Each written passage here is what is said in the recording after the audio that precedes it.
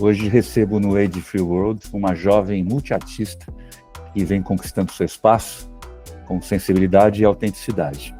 Nascida e criada no Jardim Zaira, em Mauá, São Paulo, ela é poeta, atriz, arte educadora, diretora, dramaturga, escritora, multiartista. Slam Master, daqui a pouco a gente vai falar sobre isso. Ela atravessa o Brasil inteiro com suas poesias e gritando que no ABC tem poeta, para os 4 cantos do mapa. Com apenas 22 anos de idade e mais de 400 mil seguidores nas redes sociais, depois eu vou atualizar esse número com ela direitinho, ela compartilha suas poesias e reflexões, participando ativamente de batalhas de poesia, sim, as slams, onde coleciona diversas vitórias. Milene Vitória, esse é o nome dela. Seja muito bem-vinda, querida Milene. Muito, muito obrigada. É um prazer, Fábio, estar aqui com você, é um prazer estar aqui participando. Espero que eu consiga contribuir de alguma forma para a conversa, para esse debate que você vem propondo no seu podcast. Enfim, estou super feliz, super animada de estar aqui. Muito obrigada mesmo pelo convite e prazer a todo mundo que está ouvindo aí agora. Espero que seja divertido esses próximos minutos que a gente vai passar junto. Eu também. Para começar, então, eu já faço uma pergunta do tipo Globo Repórter, né? O que é uma slam? Onde e como ela acontece? Quem costuma participar dela? Qual é a origem das slams? Né? Então, acho que a gente começa a uma pergunta realmente didática, pedagógica, para quem não conhece esse mundo. Né? A gente tem aqui uma audiência de pessoas que trabalham em organizações, consultores como eu, coaches, e talvez a gente precise dar um passo atrás e trazer um pouco de educação e didatismo para as pessoas entenderem o que é uma slam e o que são as batalhas de poesia, que você aí é uma grande campeã. Ok, vamos lá. O que são, né? Onde vivem, onde dormem, o que fazem os poetas de slam? Exatamente. Eu vou dar um contexto histórico, então. O Tá slam, bom, ele ótimo. surge nos Estados Unidos, em Chicago, entre a década de 80 e 90, por um cara chamado Mark Kelly Smith, que era um poeta ali local, de saraus e de eventos de rua, de batalha. A gente entende o sistema que a gente vive e entende que as pessoas elas não prestam muita atenção em arte no geral, a não ser que aquilo gere algum benefício direto para elas. Então, você não vai a museus, a não ser que você tenha um status quo ali, você não vai a peças de teatro, se não tem um ator famoso. Vai até, mas a gente entende que algumas coisas são facilitadores de arte. E ele ali, poeta, entendeu que só chegar nos espaços e recitar poesia não tornava aquilo atrativo às pessoas que estavam. Então, você chegava num bar, você chegava num teatro, você chegava ali e recitava, era raro que as pessoas parassem, olha só um poeta, vamos apreciar a arte dele. Então, ele pensa, como que eu consigo fazer com que a atenção dessas pessoas esteja a mim, mas não só a mim, aos outros poetas que estão por aqui também. E aí, nisso, ele decide criar um jogo, que é o slam. Então, o slam é o nome que se dá à batalha de poesia falada.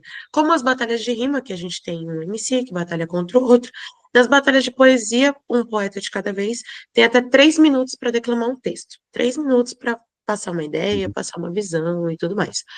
Nisso, ele envolveu a plateia. Então, ele escolhia 5 pessoas aleatoriamente da plateia para dar uma nota de 0 a 10 para as poesias e assim criar um jogo, uma competição, onde não pode colocar acompanhamento musical e nem usar objeto cênico para que ficasse democrático, ou seja, toda pessoa pode recitar. Então, isso surge lá. Aqui no Brasil, chega entre 2013 e 2014, por intermédio da Roberta Estrela Dalva, que é uma grande pesquisadora de teatro hip hop aqui do Brasil, e ela traz para o contexto teatral da coisa, que é o Zap Slam. Então, o primeiro slam do Brasil se chama Zap, nasceu aqui em São Paulo, junto com o Núcleo Bartolomeu de Depoimentos, e era uma pegada mais performativa, como era no teatro, mais atores participavam, então o corpo, a performance, a voz contava muito no slam.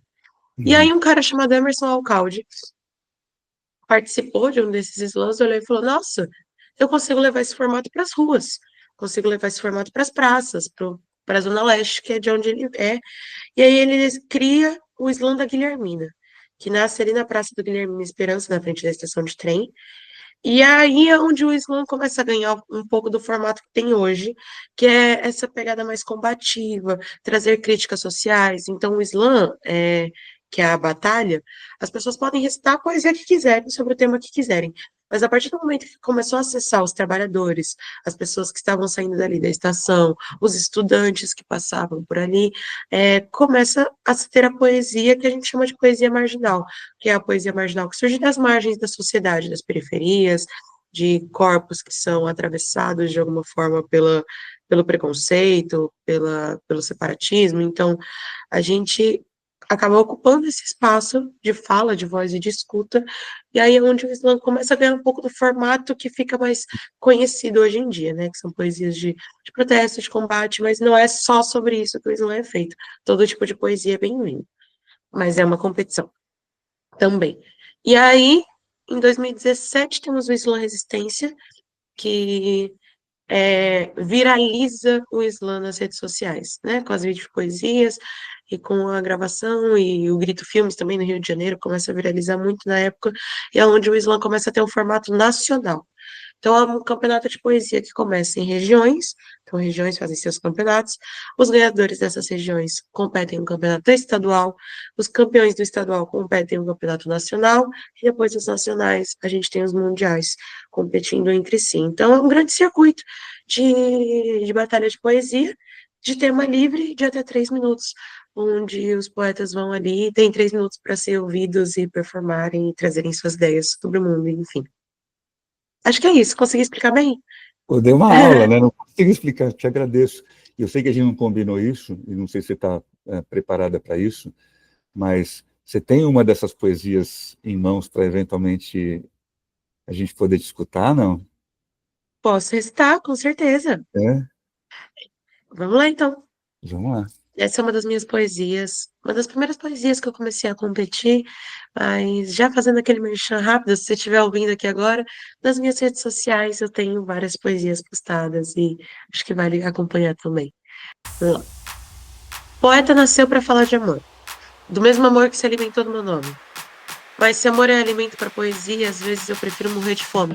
Poeta nasceu para falar de amor, do mesmo amor que me rejeita. Mas o amor não chegou na periferia, muito menos para mim na preta, vivendo de migalhas, vomitando livros que vão ser comidos como pão que o diabo amassou.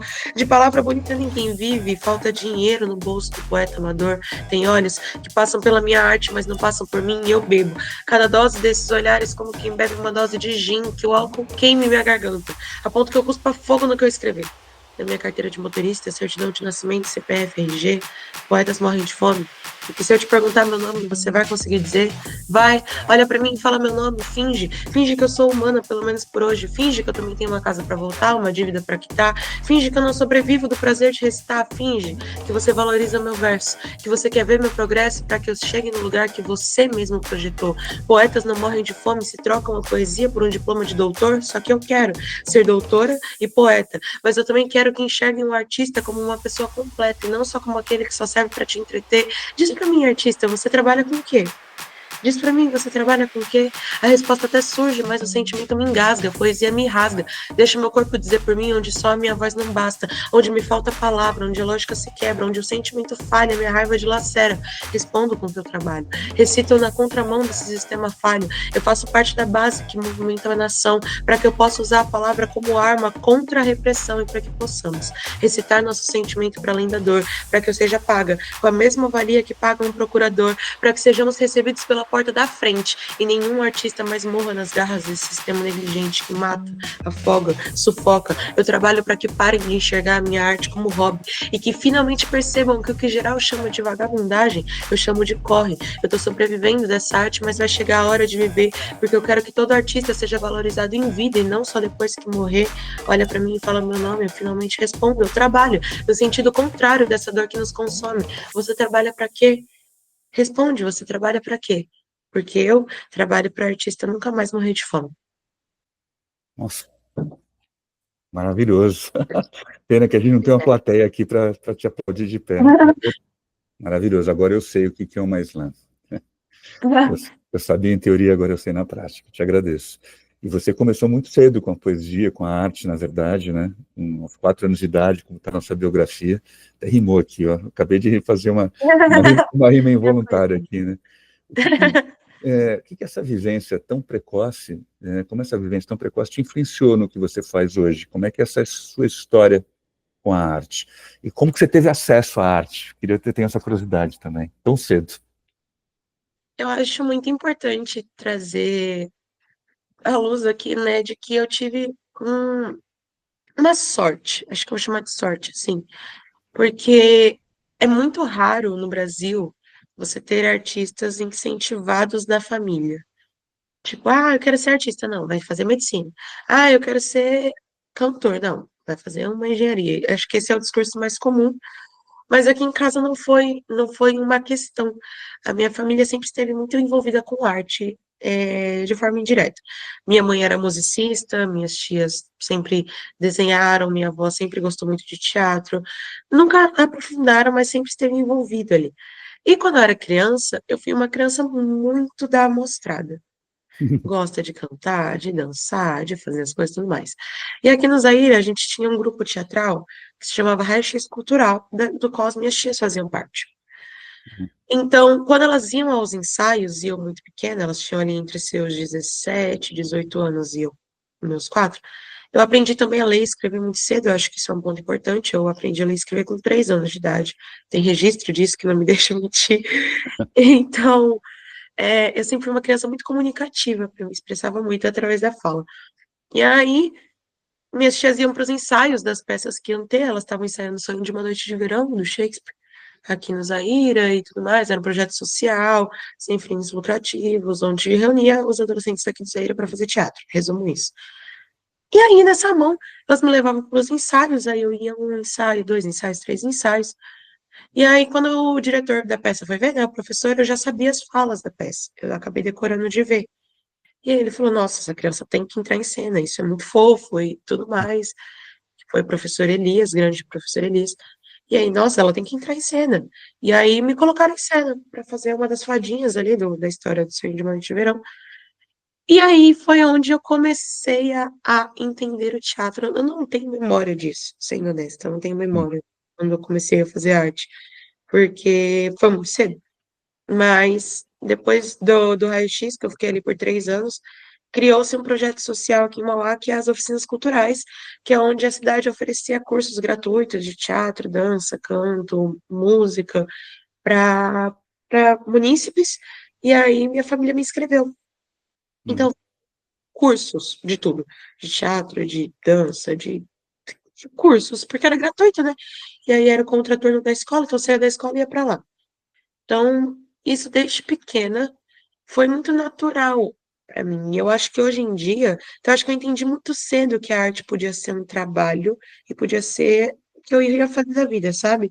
Uhum. Eu entendi isso com meus 16 anos de idade, quando eu estava no ensino médio. Na verdade, que eu fiz ali a minha vida inteira, sempre gostei de teatro, sempre gostei de estar ali em cena, fazendo as coisas, sempre envolvida em criações, em escrita e tudo mais, por isso que a dramaturgia também entra na minha vida, porque eu comecei a ajudar a escrever essas peças dos Uhum. cursos que eu fazia parte. Então, eu entendi muito cedo que podia ser um caminho, sabe, que podia ser uma possibilidade. A poesia, não. A poesia eu entendi um pouco mais recente. Uhum. Mas o teatro já vinha me direcionando para arte, educação, para salas de aula. Então, comecei a trabalhar efetivamente dando aula, ainda muito jovem. Uhum. Com 16 anos, não, com 15 anos eu peguei minha primeira turma. E era uma galera que tinha minha idade. Então, foi um processo, assim, crescendo junto com a minha profissão, sabe? Uhum. E aí, a internet também entra com isso, sabe? Uhum.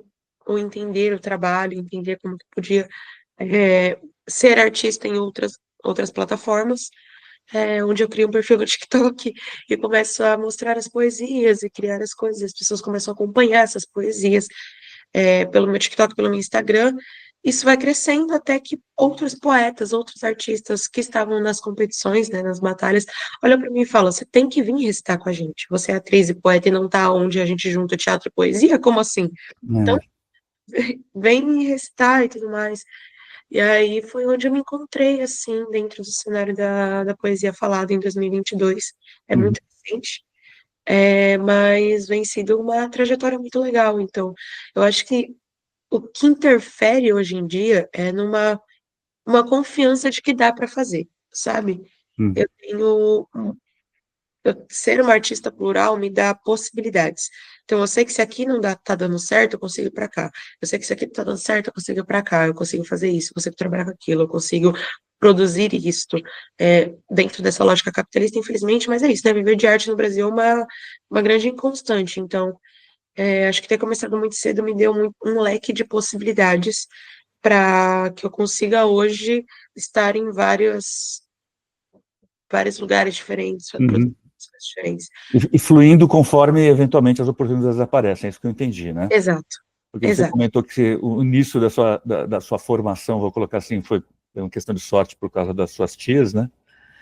É, E mais recentemente, em 2022, a poesia. Mas a poesia, ela aparece da onde? Ou surge também por é. acaso, como uma possibilidade que aparece e você pega? Não, eu escrevo desde muito nova. Uhum, Novamente, eu tinha Que é isso, né? Eu sou dessa geração que vai crescendo também junto com o avanço tecnológico. uhum, Então, eu sou de 2002, né? Acho que é válido falar. Eu pego ali o final da era analógica e dos DVDs. Minha infância toda foi muito de DVDs e TV aberta e tudo mais. Quando eu vou ter os meus 10 anos, eu vou ter meu primeiro celular, que já não é uma realidade hoje em dia. A galerinha tem celular quando nasce, tá com a tela. Eu fui ter acesso a essas telas ali com 10 anos e, tipo, celular de botão ainda, sabe? uhum, Às vezes eu acho que o pessoal olha para minha geração e pensa, não, você já cresceu com a internet, você já sabe fazer. Eu cresci mais com a internet do que outras gerações, fato. Mas ainda menos do que as gerações atuais. Então, ali, entre os anos 2000 e 2003, eu acho que a gente pega bastante essa transição tecnológica. Então, quando eu tinha 10 anos, estava na moda o blog. Você ter um blog e tudo mais. E aí eu uhum, escrevia já. E aí eu comecei a compartilhar poesias no blog. Mas assim, porque eu queria compartilhar. Só uhum, tinha ai, ela é poeta e tal. Não, eu gostava de escrever. E eu escrevia muito sobre a minha cidade, o que eu acho que é um ponto relevante, porque minha mãe fazia parte de uma orquestra de violeiros berranteiros daqui de Mauá.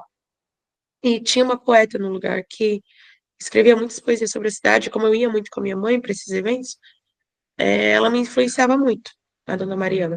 Então, ela escrevia muito, assim, sobre a cidade, sobre o território, ela falava, escreve sobre o trem, escreve sobre o ônibus que você pega, escreve sobre o seu bairro. uhum, Eu escrevia muito, pequenininha, assim. E aí eu também fui uma jovem leitora. Então, eu lia muito e escrevia muito a partir dos livros que eu lia, muitas sagas, muitas ficções. Eu gostava muito desse ambiente de romance, né, de lúdico, do ficcional. E aí, então, eu escrevia muito também sobre o que eu lia, sobre as distopias e tudo mais, compartilhava nesse blog, compartilhava no Wattpad, que era uma outra plataforma também de leitores da época, compartilhava muito. Mas nada tipo, nossa, eu sou poeta. Não, era só, tipo, eu sei escrever poesia. Eu sei que parece sinônimo, mas aqui era, na minha cabeça, era um entendimento diferente isso, entre uhum, poesia e eu sou poeta. Então, sempre foi isso. Eu sempre escrevi para compartilhar coisas que eu estava sentindo. Na minha adolescência, que a poesia ela começa a ser um pouco menos ficcional e romântica, começa a ser mais das minhas vivências, porque eu fui começando a entender o que ser uma mulher preta periférica influenciava na sociedade e influenciava na minha vida. E aí, você quer fugir disso, você quer. Não, não tem como influenciar, não tem. Tem, porque é isso. Ai, não, pretos, brancos, somos iguais em direitos, mas as coisas começaram a dificultar para mim na uhum, adolescência. uhum, E aí os meus textos começaram a ter esse teor, mas, tipo, questionador, sabe? uhum, Entendeu? O que ser pobre influenciava na minha vida.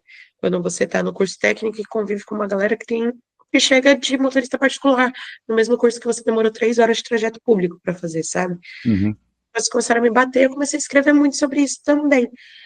E aí, as minhas poesias vão ganhando esse lugar, eu sempre escrevi muito, escrevi muito. Na internet também comecei a escrever muito, produzindo os vídeos. Mas a poesia, ela entra como uma possibilidade de, não só de renda, mas de modo de vida também, de eu estar nas escolas, nos lugares, a partir das batalhas, que é onde eu começo a conviver com outros poetas que têm histórias parecidas ou que começam a escrever também por esses fatores sociais, eu olho ao redor e eu falo, nossa, eu não tô sozinha, eu achava que eu escrevia e, uhum. tipo, sei lá, não sabia que a comunidade estava junta nesse sentido. E aí eu comecei a conhecer outras referências e outras pessoas que hoje são minhas amigas, mas que também foram grandes inspirações. Matriarca, Jéssica Campos, Laura Conceição, Tawane Teodoro, Mívia, Kimani, que são outras poetas que eu fui conhecendo. Tem outros poetas também, né? Uhum, Preto Vivo, Santos Dumont, Madruga, uma galera que eu olhava ao redor e falava, caraca, tipo, vocês estão fazendo isso, vocês estão vivendo disso, vocês estão indo nos lugares que vocês estão e performar e gostam disso. E aí foi onde virou uma possibilidade de fato. Escrever, eu uhum. escrevo desde sempre, mas foi quando eu conheci as batalhas que eu me entendi poeta. E aqui tem duas perguntas. Eu vou ter que primeiro, como a minha mente aguçada de jornalista não consegue deixar passar algumas coisas sem falar, espera aí, eu ouvi orquestra de berranteiras. É, O que é uma orquestra de é, berranteiras, antes de prosseguir com a outra pergunta? Sua é mãe participava? literalmente minha mãe participava. Era uma Hum, orquestra que é literalmente uma orquestra de berrantes, sabe, berrante de gado? sim. Que eram acompanhados por violões, flautas e alguns instrumentos percussivos para e aí as grandes músicas que eles tocavam eram músicas do sertão brasileiro, então músicas de sertanejo raiz e modas de viola, era onde eles faziam as apresentações. Minha mãe era violeira e berranteira. E aí os berrantes, eles eram uma orquestra mesmo, de berrante de até 6 chifres. Então, começava na corneta e até o sexto chifre.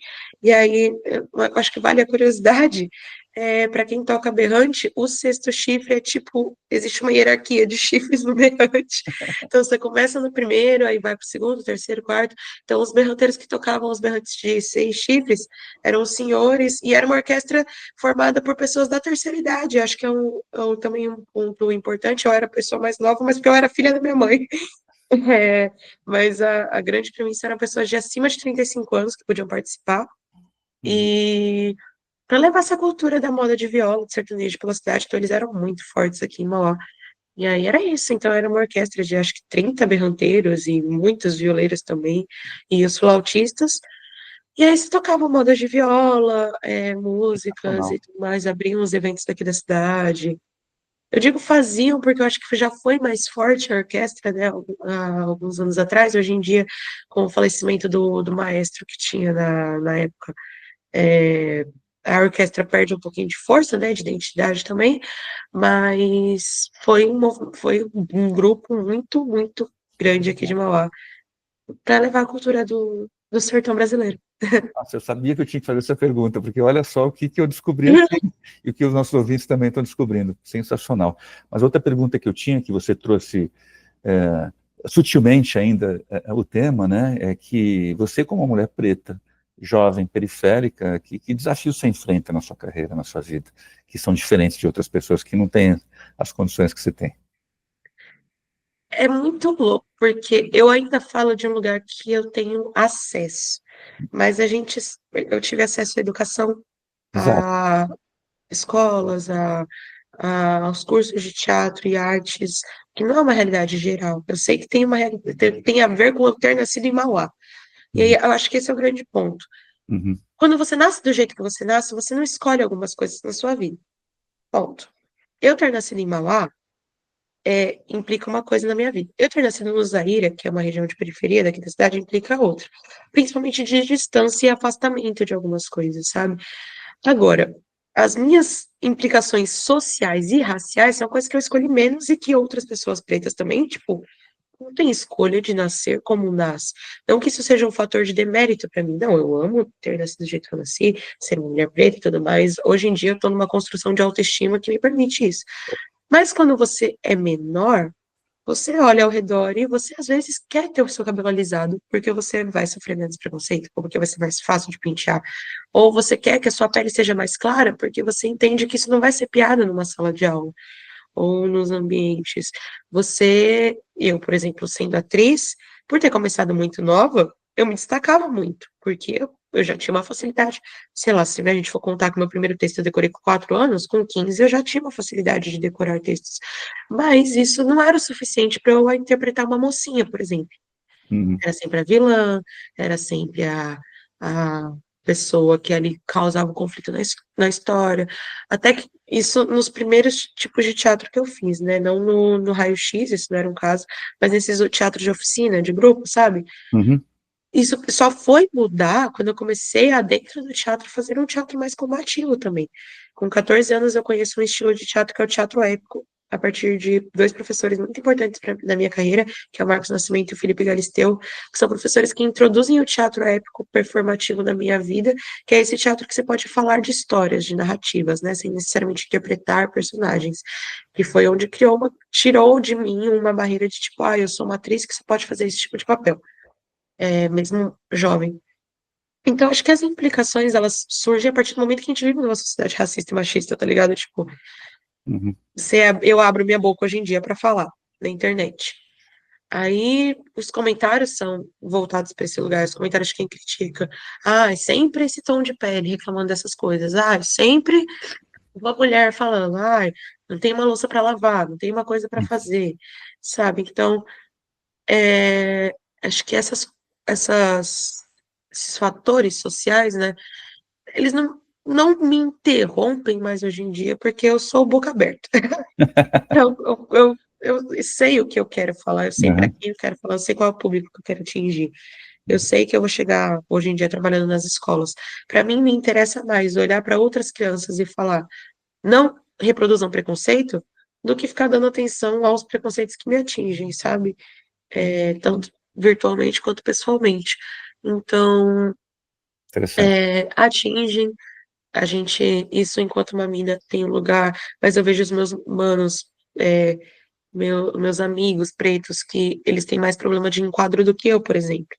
E aí, como que não dá para dizer que não interfere? Você tá indo para trabalhar e tem que sempre passar por uma situação de violência policial, de interrupção policial, que não é um problema, por exemplo, que eu posso dizer que eu tenho, porque eu acho que com mulheres, com algumas mulheres, isso acontece em outros lugares, principalmente em outras zonas. Aqui em Mauá, onde eu vivo, na minha periferia especificamente, eu não tenho tanto atravessamento policial, mas eu tenho amigas em outros lugares que têm esse atravessamento dentro das regiões delas. Teve o caso da poeta Kisha, que ela estava recitando no vagão do trem e um segurança foi e arrancou uma trança dela pela raiz. Essas Nossa. tranças que a gente usa ficam acopladas no nosso cabelo, então dói, machuca, sangra. Então, dentro da minha vivência, me atravessa de um jeito, mas sobre a visibilidade na internet, mas dentro de outras vivências, atravessa na violência. Em outras mulheres que sofrem quadros, em outros lugares onde a violência policial é mais forte. Dentro da Kisha, que estava recitando no vagão e teve sua raiz arrancada. Então, eu acho que são muitos fatores que influenciam, sabe? Uhum. E aí a gente tem que ficar nessa constante de resistência, sabe? Às vezes a gente quer produzir arte, ser artista e viver na sociedade sendo o que a gente quer ser, mas aí tem outras coisas que entram antes, mesmo que a gente não tenha solicitado, sabe? Então acho que influencia nisso de tipo, quero fazer arte, mas poxa, sempre vai ter alguma coisa Uhum. para querer desmotivar por a gente se parecer como se parece, vir de onde vem, falar do jeito que fala, sabe? Uhum. Agora, o tema central aqui do nosso podcast tem a ver com etarismo, como a gente estava conversando no nosso esquenta antes, né? E você começou tudo cedo na sua vida. É, Com 22 anos, você já tem muita história para contar, né? Tudo desde 4 anos ali, sendo influenciada, aprendendo a escrever precocemente, escrevendo poesia, blog, tudo isso que você contou aqui para gente. Você em algum momento se sentiu descredibilizada ou diminuída pelo fato de ser muito jovem? Isso também pesa como outro tipo, uma outra forma de preconceito que te impede, impede, eu já sei que não, porque você acabou de falar que é desbocado, mas que te dificulta fazer o que você faz e conseguir sucesso naquilo que você faz, até hoje, né? até hoje. É, acho que eu vou dar um exemplo mais prático de onde isso me influenciou, assim. Eu comecei a dar aula para crianças e adolescentes num projeto aqui em São Paulo, que é o CCA, que é um centro de convivência de, tipo assim, contraturno de escola. Então, são alunas que têm alguma dificuldade familiar, social, financeira, e vão para esses espaços de assistência social para terem aulas artísticas. Então, eu comecei a dar aula ali de teatro. E no ato da minha contratação, eu tinha 18 anos, para assinar a carteira ali. No ato da minha contratação, a minha chefe na época já começou ali mas você consegue dar aula para crianças? Consegue dar aula para essa galerinha, tipo, sem 18 e tudo mais? E eu falei da experiência, né, que não era muito óbvio. Tipo assim, eu acho que as pessoas, principalmente as pessoas que me contratam, as pessoas que não têm muita consciência do fazer jovem cedo, não entendem que eu, por mais que eu saiba muita coisa, eu sei, tenho consciência da minha idade e que eu tô aprendendo muita coisa ainda, sabe?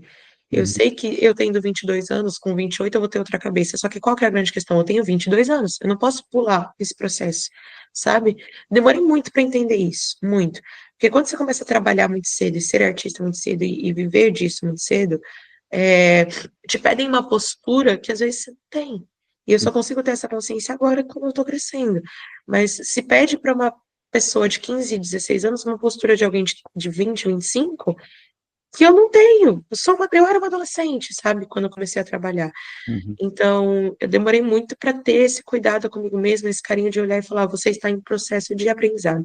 E aí, quando eu comecei a dar aula, com os meus 18 anos, a minha chefe, ela constantemente entrava em discussões comigo, em brigas mesmo, porque ela não acreditava no meu trabalho.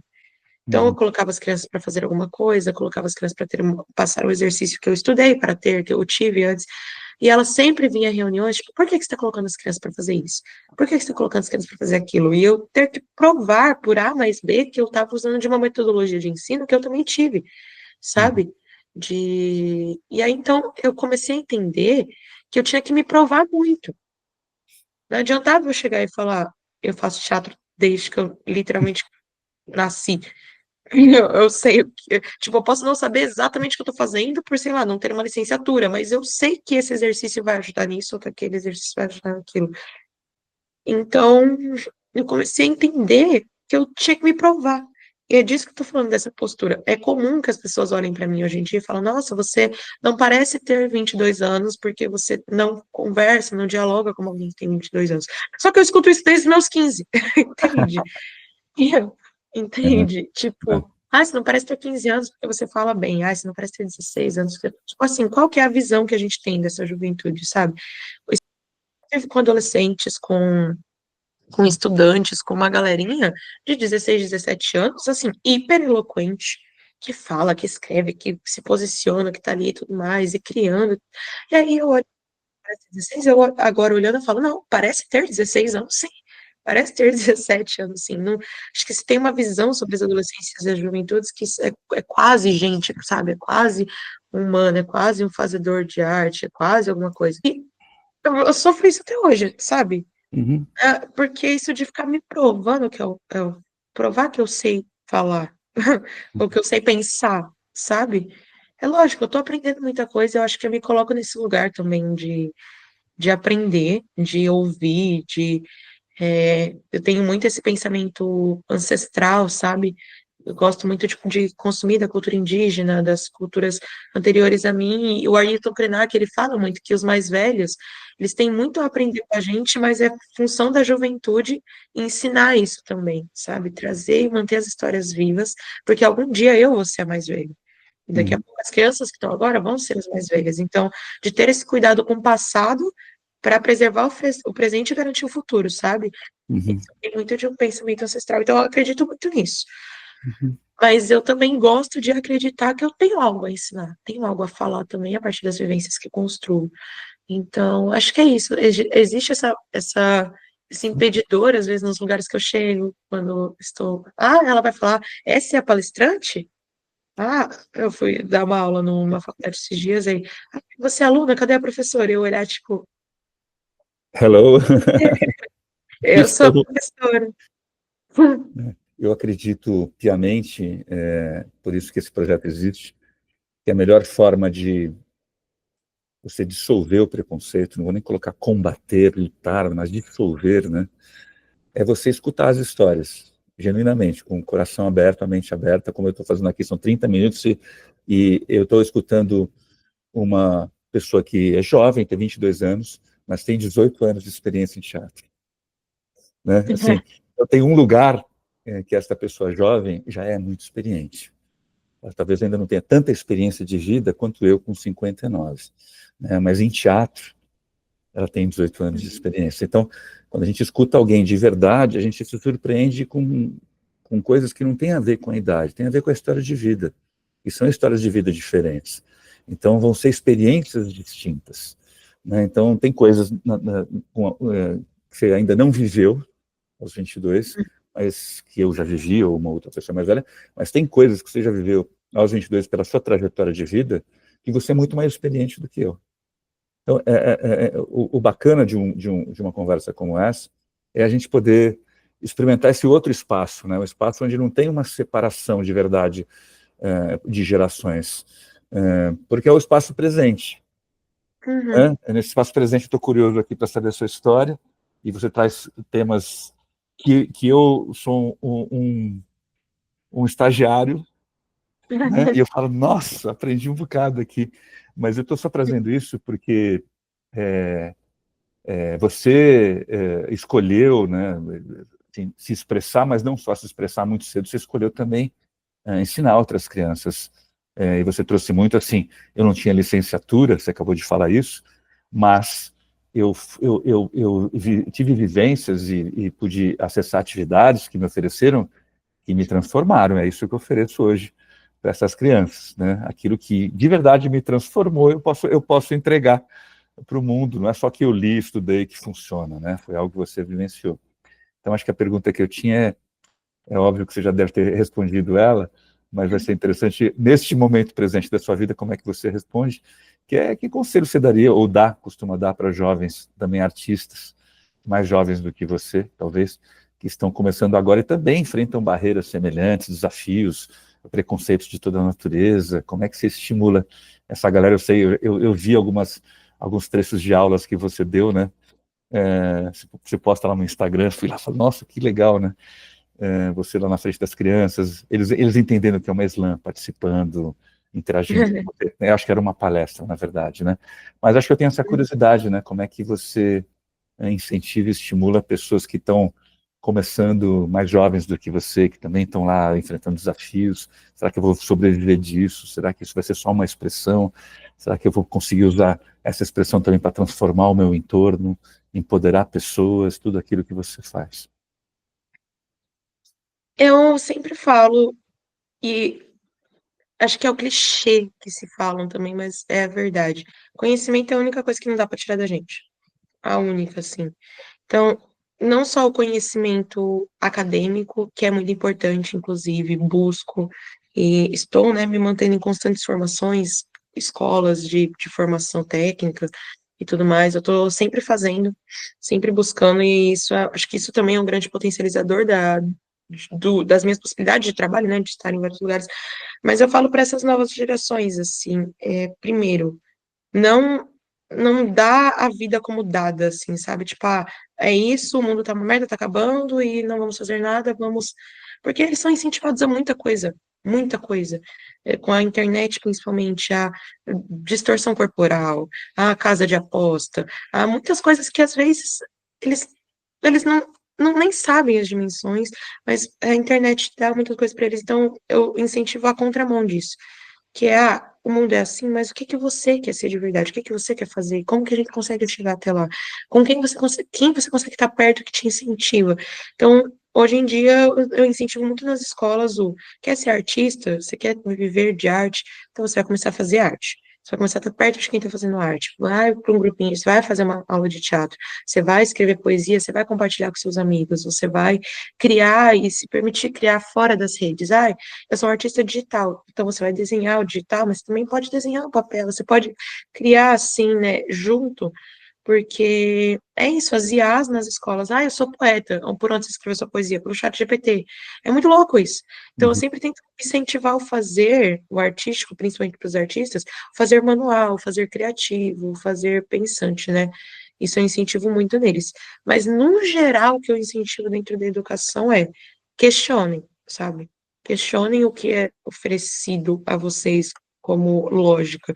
Porque se eu for olhar para o aluno meu, que eu dou aula, e a minha aula é na frente, tipo, de uma boca, tá ligado? Você saiu da escola onde eu dou aula, você virou, tem uma boca. Se eu falar para ele, segue a lógica, ele vai virar traficante. Uhum. Porque, independente de qualquer coisa, mas de seguir a lógica, você olha hoje em dia o quanto se normalizou o acesso a venda do próprio corpo na internet. Quando você vê jovens e adolescentes que olham e falam, não, isso é o caminho mais fácil de fazer dinheiro. Então, se eu falar segue a lógica, não dá pra falar segue a lógica, sabe? Preciso quebrar ela de alguma forma. Então, eu sempre incentivo questionar. Como que você questiona? Como assim? Ah, esse é o caminho que eu quero. Por que que eu quero isso? Será que é realmente o que eu quero fazer ou será que é o que parece mais fácil para mim hoje em dia? Se eu quero ser artista, quais são os caminhos que eu posso seguir? Eu sempre incentivo muito isso, o estudem e questionem, sempre, sempre, sempre, sempre. Porque quando você questiona, você consegue enxergar outras respostas, outras possibilidades. E aí eu acho que essa geração carece um pouco do questionar, porque as coisas elas estão muito facilitadas no celular, sabe? Uhum, Ao mesmo tempo que o acesso é muito facilitado, não é como se você tivesse mais curiosidade. Tipo, ah, eu tenho dúvida. Será? É uma geração que não pesquisa muito no Google mais. Você tem um grande avanço aí das IAs respondendo mais perguntas do que o próprio Google, sabe? uhum. Então, é, é isso. Acho que incentivo muito esse questionar e esse fazer coletivo de estarem juntos, sempre criando juntos, estarem perto de outras pessoas que os incentivem, porque sozinho você fica maluco. É verdade. Agora, você citou também anteriormente o Ailton Krenak, que é talvez um dos maiores porta-vozes de assim, milhares de culturas, na verdade, muito diversas, né? Quando a gente fala dos povos ancestrais aborígenes, né? Os indígenas, você tem muitas nações e territórios aqui no Brasil, inclusive em São Paulo, né? Você tem os chucuris em Guarulhos, você tem, né, ainda muitas comunidades que estão entre nós, em certo sentido, misturadas, ou até tendo seus espaços, mas tem algo que eu acho que eu também tenho amigos indígenas lá no sul da Bahia, os Pataxós, tal, são amigos muito queridos, de vez em quando eu os visito, também aprendo muito com eles, acho que a gente aprende uns com os outros, mas todas essas culturas, e o Krenak é um grande porta-voz delas, né, não é o único, mas é um grande porta-voz, sempre valorizam muito o papel dos anciãos, né, a sabedoria que eles carregam, e tem muito respeito, e tem muita escuta dos anciãos. Só que você falou uma coisa muito bonita, né? Você um dia será a anciã, né? Uhum. Então, se tudo der certo, né? Eu sempre falo assim, pô, vamos. Sim. Eu entrevistei também um jornalista que é o Milton Jung da CBN, e ele trouxe um bordão que agora eu trago também. Ele tem 62 anos. Ele fala: "Sou velho, graças a Deus, né? Nós consegui envelhecer. Estou aqui Sim. ainda, né? Então, envelhecer não é uma maldição. Envelhecer é uma bênção, você poder conseguir envelhecer. Do jeito que for, né? Estou vivo ainda, com os perrengues, etc, tal, mas estou aqui. Então, acho que a pergunta que eu faço, e acho que você começou a falar sobre ela, mas eu queria fechar um pouco a nossa conversa discutindo sobre ela, que legado você gostaria de deixar para as próximas gerações de artistas periféricos e jovens, né? Vai envelhecer também, e a gente começa a construir o legado, deveria, desde cedo, né? Para no final da vida falar, nossa, eu não construí aquilo que eu queria, né? Não, eu quero chegar ao final da vida falando assim, eu fiz aquilo que eu queria, se eu tiver que ir, eu vou em paz, né? Então, o que você gostaria de deixar? Como é que você gostaria de ser lembrada no futuro, quando você também for essa anciã? Falo muito hoje, inclusive é o título do meu livro, que eu sou uma faísca, Uhum, sabe? E eu vou para os lugares para jogar faíscas e ideias, e aí as revoluções e os incêndios acontecem a partir disso, sabe? uhum, Então eu vou numa escola, eu vou lá, recito, faço uma poesia, falo que é Islã, e do nada surgem mais 5, 6, 7 poetas dali que estão recitando e pensando novas ideias também, e vão começar a fazer esse movimento que eu estou fazendo, e aí depois eu acho que dentro do fazer de base, ser uma faísca já deixa um legado direto do tipo, está acontecendo, sabe? Eu vejo acontecer ao meu redor. Mas se eu for pensar a longo prazo, a larga escala, eu quero muito ser uma facilitadora, sabe? Eu quero saber o que é a minha arte, o trabalho que eu estou fazendo agora está facilitando o caminho para as novas gerações de artistas. Então, imagina criar escolas de arte públicas, onde as pessoas consigam ter acesso facilitado, assim como eu tive também, mesmo que já existisse, mas com qualidade, sabe? Que as gerações pensem e repensem a partir da arte, sabe? Então, se cada escola que eu entrar, eu souber que casos de racismo diminuíram porque eu falei sobre isso, ou porque outros poetas falaram sobre isso, já é um legado direto, sabe? Os preconceitos diminuírem e tudo mais. Eu acredito muito nessas revoluções sociais, porque eu acho que, pô, falar hoje em dia para respeitar a mulher, respeitar pessoas pretas, para mim a gente já tá, sabe? Tipo, ok, qual que é o próximo? ponto, por que que a gente ainda tem que discutir sobre violência policial? Porque a gente vive num sistema que se molda disso, sabe? Então, se eu acho que de legado a outras gerações, eu queria muito ser essa pessoa que questionou, que fez outras pessoas questionarem, entende? Essa lógica de vida, de consumo exagerado, enfim, de preconceitos e violências que não precisam mais sofrer, e que eu acho que talvez as novas gerações possam vir com um novo respiro sobre isso. Então, se for para ser lembrada de algum jeito, eu quero ser lembrada como a pessoa que fez isso, sabe? Que ajudou, pelo menos, a construir uma sociedade um pouco melhor para quem está nela. Amém. E amei. Obrigado, querido. Eu vou deixar depois os contatos da Milene para quem quiser segui-la nas redes, sobretudo adquirir o livro dela. Eu estava comentando com ela aqui no Esquenta. Eu tenho um filho mais velho que ela, um filho que nasceu no mesmo ano que ela. Então, que fizeram aniversário recentemente, então eu vou dar de presente um para cada filho e vou escolher depois para quem mais dá o livro dela de presente. Obviamente eu vou ler também, mas te agradeço muito, Milene, pela conversa. Eu que agradeço. Estou muito feliz, muito feliz. Muito obrigada pelo diálogo, pela conversa. É muito importante esse espaço de escuta das gerações, assim. Acho que a gente tem muito a aprender uns com os outros. Muito legal. Eu também. Te agradeço demais. Aprendi muito, muito, muito. Foi várias aulas aqui que eu tive. E agradeço também a todos os ouvintes que nos acompanharam aqui. Mais um episódio do Age Free Roads. Como a gente sempre fala, nosso movimento aqui, nossa iniciativa é para combater o preconceito etário contra todas as idades, não só os mais velhos, porque jovem também sofre preconceito, e na nossa perspectiva, toda idade conta. Em breve, iniciaremos uma nova temporada, onde teremos um desafio e talvez eu encontre um espaço para trazer, por exemplo, quem sabe, aqui já veio uma ideia aqui no ar, né? Quem sabe faz ao vivo, como a Milene aqui fez aqui uma batalha de poesia no início. Eu adoraria ter uma conversa mediada por mim. A gente vai trazer agora 2 pessoas por vez, em vez de uma só. Vamos lançar uma pergunta e ter uma boa conversa a 3, né, com eu mediando.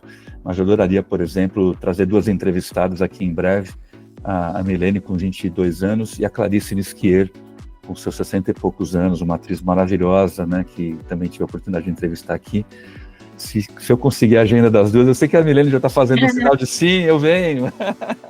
Mas seria maravilhoso. Já pensou juntar uma atriz de 60 e poucos, uma atriz e dramaturga de 22 para conversarem sobre a arte como transformação da vida? Já estou até arrepiado aqui, hein? Ou seja, vai rolar, a gente já sabe que vai rolar, é só a gente produzir e se organizar. Então é isso, agradeço mais uma vez. Milene, muito obrigado. Eu que agradeço. Muito obrigada a todo mundo que escutou. Espero que tenha sido proveitoso para todo mundo e aparentemente logo logo estou de volta. Exatamente, estará. Não percam, até logo mais. Tchau, tchau.